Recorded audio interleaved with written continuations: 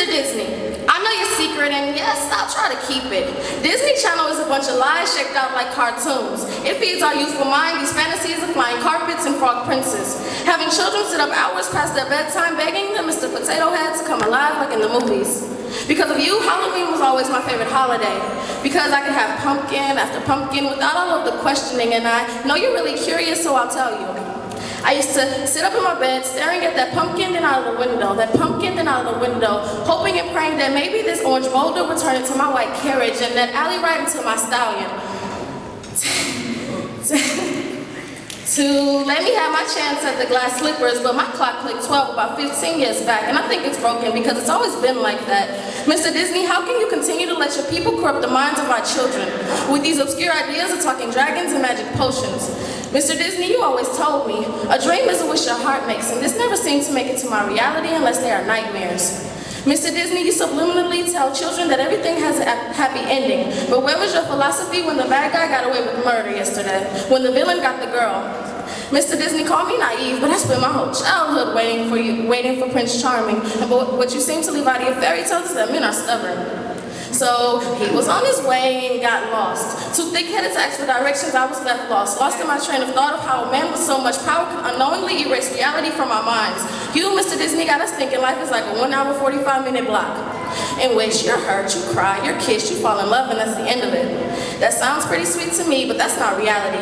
Mr. Disney, I hate to pull the race card, but it seems you have this reality confused with what your life must have been like. You see, white don't show up on white, so you paint pictures of pink children throwing tantrums and then getting their way.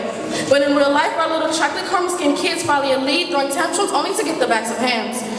And I must admit, you are quite clever. You show kids it's okay not to be yourself, even have multiple personalities through things like you get the best of both worlds. And I hold a toast to say kudos to you because, Mr. Disney, you are the biggest scandal since Nixon. And how you've kept it a secret this long makes you the biggest boss I done seen this far. You take children through bad, very bad humor.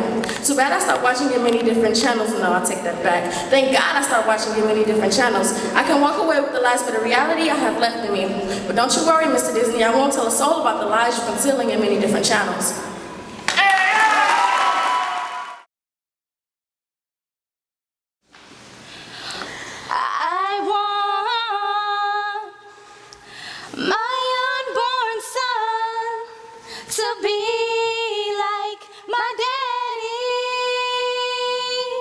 Lie, because real lies. This morning, I bumped my head on reality and tumbled over a little piece of hope before I was even old enough to believe in fairy tales. And last night, the world collapsed at my feet at the idea that he was too busy digesting what he would keep saying was his last drink. So this is a letter dedicated to Daddy. Live by the trigger, because no father figure means no one to love me. Smoke inhalation over compelled lungs, because you hurt me. Drunken minds over compelling promises that you made me. And sometimes, I wish you'd come back. I wonder how you go to sleep every night, knowing that every time you put another drink to your mouth, you told me not to call you Daddy anymore. Well, fine. I won't call you Daddy anymore. How do you feel about yourself? Having the memory that at your daughter's first talent show, you showed up holding a $50 bottle of vodka instead of a $1 bottle of water. Did you forget you're a diabetic? How many hits did it take for you to be sober? How many shots did it take for you to realize I'm still the same little girl you used to put on your shoulders, but I'm older now, and I realized you're not my Daddy anymore. She doesn't realize what she wants. Memories flash and time begins to pass. I wonder if you dream of me. The night you slammed your things down and yelled at the top of your lungs and I never saw your face again, I wonder, how often do you think of me? I'm still that same little girl you used to play patty cake with on the kitchen counter, but I'm older now. The same little girl who used to praise dance with you in church. I wonder, do you migrate? Because I only seem to see you when it's hot outside. She doesn't realize what she has. Growing up, all I wanted was for my daddy to love me like he loved his blonde. But I guess I wasn't important enough to capture his attention. And when I did get it, I made sure I caught it on camera because it was only once in a blue moon where I saw him sober. So Daddy, where you at? Ooh, where you at? How do you feel about yourself? Knowing that when your daughter turned 7, instead of giving her a memorable birthday party, you decided to give her a memorable beating that will last a lifetime. That was the first time you put your hands on me. You were drunk. And how do you live on with your life, knowing that when your daughter turned 10, you decided to pick up a blunt instead of picking up the phone to tell your youngest daughter happy birthday? That was the first time I saw you sell drugs. You were addicted. You gotta break this bad habit. So once again, another statistic added to the 65% of African American children who watch their father throw his life away. And I'm just another Latina, along with the other 63% with abusive fathers. Statistics show that 75% of African Americans without a father figure don't even make it to high school. So we made it to high school. I graduated last week, but you were too high to remember.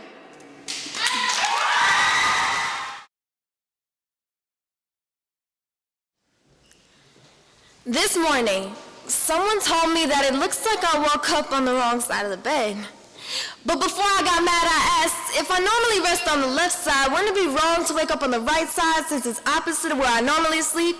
You see, I haven't crossed that invisible middle divide in quite some time since I'm used to sleeping in these twin-size beds in the barracks. You see, this California king-size bed is too much for me. At night, there's so much space that I refer to childish thoughts of monsters in my closet. Monsters in the form of the enemy overseas. You see, I go to sleep dreaming, end up waking up from nightmares. But what happens when your nightmares haunt you during the daytime and your best friend becomes your enemy and the only one you think about things is the only one he never wants to see? You see, my world is inverted, topsy-turvy, upside down, and nothing makes sense. So I'm trying to make sense of this nonsense, but my 5 senses can't make sense of this bull spit dripping off the lips of those things in my nightmares. You see, they got me tripping harder than Robitussin and Sprite does. Tripping so hard, I feel like I fell through space to Mars. Stars can't even rescue me from this darkness I dream of. Playing in the devil's sandbox with AKs and M16s strapped to my back. I'm so scarred from the things I've witnessed in this fragile life so far. Every boom is a bomb, every crack is a gunshot. I've got PTSD, thanks to serving Lady Liberty, who's so sick of war that even she turned green. What am I fighting for now? Is it worth my nightmares haunting me after I wake? My husband told me I stopped sleepwalking and started sleep marching. Sergeant's orders play so loud in my ear that I can't hear anyone else talking. Why do I shiver at the sound of fireworks? 4th of July is supposed to be a celebration, but I spend it in the fetal position in my basement like it's a bomb shelter. I hate having post-traumatic stress disorder, but I guess that's what I asked for when I signed up for the Marine Corps, killing more innocent souls and soldiers who died on D-Day at the shores of Normandy. Only this and nothing more. Edgar Allan Poe knows more of death than I, or so I thought. Distraught brought to me by the US of A. I can't wait for this killing. I didn't stop replaying. In my head I said I can't wait for this slaughtering. I didn't stop replaying. In my head I left Afghanistan 6 months ago. So why am I still pouring sand out of my boots? Brushing it off of my shoulders. I am covered with the ashes of my friends that passed and roadside bombs blasting. Lights flashing in the dark desert night from machine gun fights. From beyond the grave they yell at me. Like, why weren't you there for me? How could you let me die out there? Who's gonna explain to my daughter that mommy isn't coming back home from war? And I'm sorry. I was the first one in and last one out. My brain still plays tricks on me, making me believe that I'm still there. Every boom is a bomb, every crack is a gunshot. I've got PTSD thanks to serving Lady Liberty, who's so sick of war that even she turned green. What am I fighting for now that I'm home? I'm fighting for my sanity, and I don't think I can ever get that back. I'm a war-torn soldier who's living through a nightmare that I will never wake up from.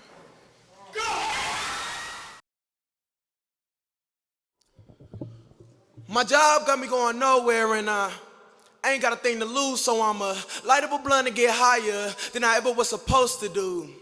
See, my liquor store blues is when I tell you this. I grew up in the hood, never won anything in life, hung around the wrong crowd. Hearing that 40 cal sound made me hit the ground, cause I never want to be a target. But my clique, they was the main ones who started it. And went from that to smoking weed every day, beginning to feel high and dizzy, feeling like I'm fading away. I always want to fit in, knowing that they're going down the wrong path. It's a dead end. Life is like a book. You either play by the rules or get shook. But like Bruno Mars said, see, my job got me going nowhere, and I ain't got a thing to lose. So take me to a place where I don't care. It's just me and my ironical tunes. Every time I hear that, the gun begins to clock back, feeling like I'm enraged, not gonna be able to stop that. In this poem, the song is true, and some of the parts relates to you and me. So see, I'm not perfect. I drink and smoke to take my pain away because my job vibe got me going nowhere and I ain't got a thing to lose. Everyone I'm around, they say I'm a clown, so I'ma take this 40 and I'm laying everybody down with my black fit on. Never was born with money, so I can't say I'm rich, but this is the end of my ironical tunes. I take 2 shots to the brain, one's for my sorrow. Smoke to get out of place while they lay me in the castaway and my ass is going out of space and it's just me and my liquor store blues. So you choose your life or the untold news.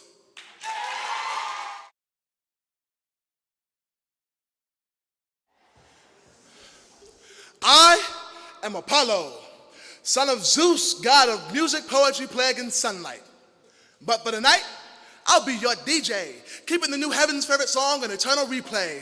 I scratch and mix with my fingertips on the toppy tips of your halos. And there's no need for pesos, cause I'll do this ish right here for free.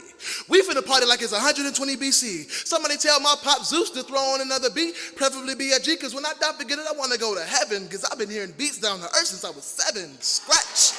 Now hit replay. I realize that these poems sound a little cliche, but I swear to you, Beatnik Moto's hip hop is just not that easy. Now does anybody remember Easy? He was rolling down the street in his 6'4". Government tried to blame his death on some whore, but they injected that needle. So Easy gets a front row seat to see me move with these needles. Now according to Greek mythology, I need you 2 square boxes with circles in the middle, kicking dope raps and smooth riddles. I am Apollo. Like Twitter, you should all follow. Here's some food for thought, open wide, now swallow. I dolo, challenge any team or solo. Put up your best soliloquies. Not even your best drill skills can penetrate through these big words. Scratching your pain with my fingers. Killing your life with these words. Scratching your pain with these fingers. Killing your whole life with these words. Killing you softly. Then I took the wings up off me, cause they kept getting in the way of my jam session. Stop stressing, I'll tap into your dopamine. Have you feeling great, cause I'm dope now, me. Whether it's 2 square boxes or a hot 16. Back in the day, people would pay to sit in your seat to hear me speak. So when I'm done, come together like butt cheeks. Hear that? That's feedback, and I need that. And I'm a grown man, so I'ma die on these 2 feet instead of these kneecaps.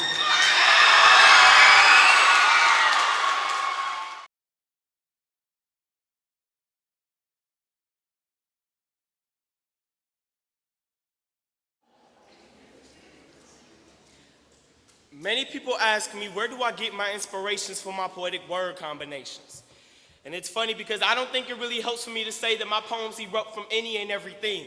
You see, because I write to bring balance when everything around me proposes a challenge. When the boy feels he has to toe the Chrome 4-5 Smith & Wesson has been close enough to the face of death to smell his breath. See, I write when teachers and mentors try to prevent future addicts, when street corpses stack hard like old cans in the cabinet after bullets orchestrated death on a body with a sequence of 3 sounds. Click, clack, and pow. That's exactly how my pen script is out on paper.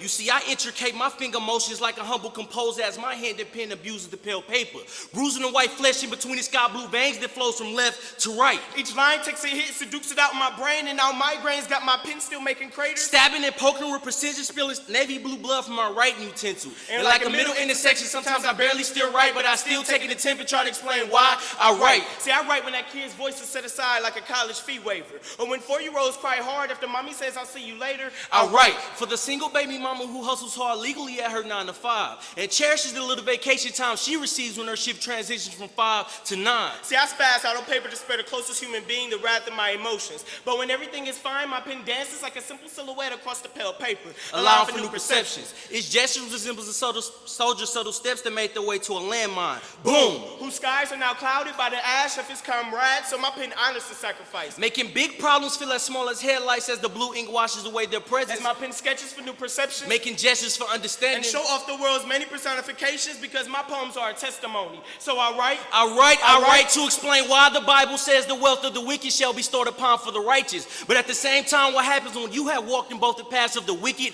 and the righteous? And Lord knows the list goes on. So I was heavenly blessed with a hypoetical gift, so I would gladly bleed my soul dry try. If you so insist, I say I will gladly bleed my soul dry onto the mic until I get everyone else to join in. Then we can throw the earth spin into reverse, catching the many lyrical breezes that string across time's tracks as we move back to the good times. Producing real hip-hop feels tsunamis just shifting mainstream drawing equated, so it's time for a new era. But if we were trying to sum up what we write for in layman's terms, we would say something like, we write for the freedom of the oppressed, equality, love, and truth. We write about pain, passion, pleasure, and even you. And last but not least, we write for us in the path that we walk on. Cause in the words of the late Biggie Smalls, yeah, right, I like the life I live because it went from negative to positive and now it's all good.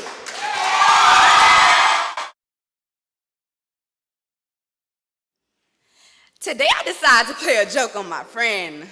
Today I woke up to a never-ending nightmare in history. Who knew ropes were a threat to her survival? You could have at least tried a different joke.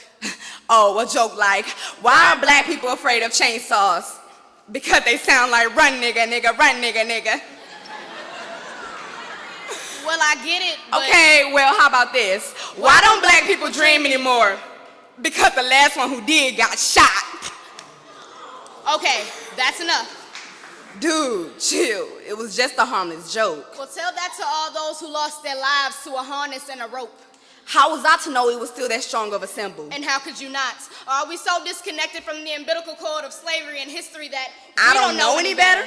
But I wasn't there to see thousands of riding and foul-smelling bodies swing from vine like ropes. I didn't have to see them linger or watch them choke. And neither did you. I. But I can imagine listening to my great-grandmother tell me stories of how she was forced to stomach the stench of sunburned bodies hanging from trees in 90-degree weather. But it was just a thick cord composed of twisted strands of hemp. Yeah, but that wasn't the only joke going around. You had the audacity to make a hit list of those who were all invited and supposed to laugh at this joke. But I don't see smiles and humor in their eyes. Just never-ending cries. And psychologists for those who need help coping with this death sentence of life. Because it has still completely escaped our lives in all forms. Over 100 years later, and we still see a piece of rope as a threat. So we are not OKKK injecting fear into our bloodline. But how dare you say I'm wrong when the only history I have of black people is a song. Dr. Martin Luther King was a preacher, a teacher, a man of God, and he loved both you and me. 28 days of history in school minus the 8 weekend days equals 20 days of school and 1 hour less of those dedicated to people who bared their backs to whips and chains and suffered the heavy-duty grip of a rope around their neck as they choked to their deaths so that we could be ignorant. And they say ignorance is bliss, but this is a disgrace to our race considering all that we've become victims to. Victims who have proven to be oblivious to the hits out on our heads as a single culture. We are vultures against our own race, killing off each other like we're all crazed. But we must all be dazed because we don't seem to be fazed by the harm we are inflicting upon ourselves.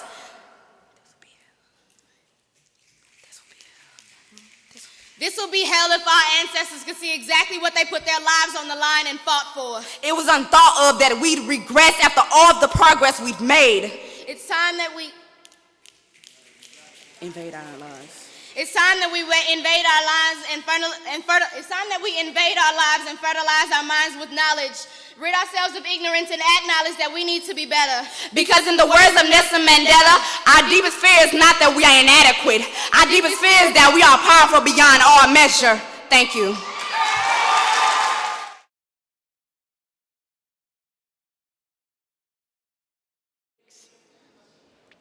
In the beginning, there was blue and there was red. And in this place, there are no concrete things. There are only the emotions that rule the scene. There are no animals, no human beings, absolutely no tangible things. Now, some might say this place is mystical, spiritual, hypothetical, impossible, philosophical, unreal, ideal, everything but it, everything but life, everything but real. You see, I beg to differ. This place is not just an illusion, but they tell me, girl, don't be confusing life with impossibilities. But life is that and everything more. And in this place, love is at its purest state. And in this space, love dominates with power and emotion so great. Love floats around proton, attaches itself to the motion of anxiety like a neutron. Becoming the nucleus, the combination forms the emotion of fear. Love tries to help cure fear of its unhealthy attributes, but fear only connected to doubt, distress, and nervousness.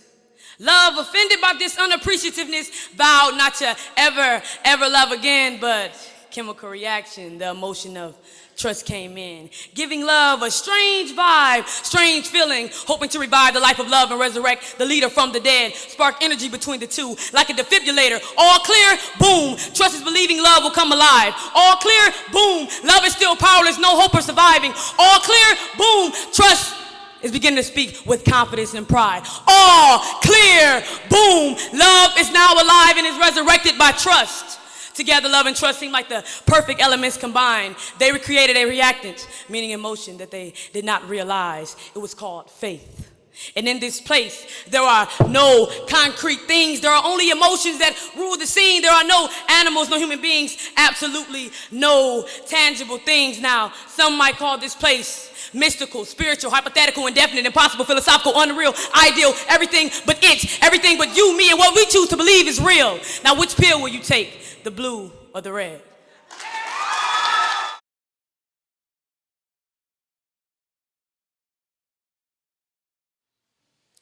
This right here is America, a land carefully constructed atop an intricate foundation of lies, with a society who quietly step over the corpses of those who were victims to pardon crimes because they were already